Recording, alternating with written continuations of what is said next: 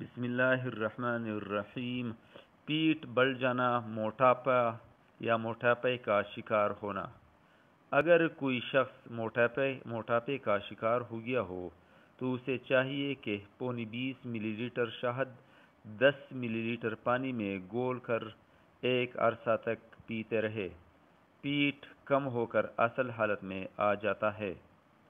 اگر یہ ممکن نہ ہو تو آپ آپشن نمبر 2 کو استعمال کر سکتے ہیں، یعنی موٹاپا کم کرنے کے لیے مستقل طور پر سرکہ کھایا کریں۔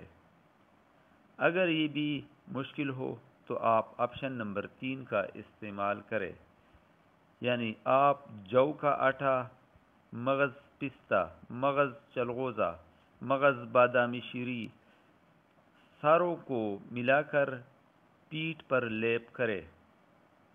اگر یہ بھی ممکن نہ ہو تو آپ آپشن نمبر 4 کا استعمال کریں، یعنی سوسن کی جڑ اور پھول کا جوشاندہ پیئے۔ آپ کو چاہیے کہ مستقل طور پر سوسن کی جڑ اور پھول کا جوشاندہ پیئے، پیٹھ کم ہو جائے گی۔ آپشن نمبر 5، رائی اور لونگ پیس کر شکم پر لیپ کریں۔ رائی اور لونگ پیس کر پیٹھ پر لیپ کریں، پیٹھ کم ہو جائے گی۔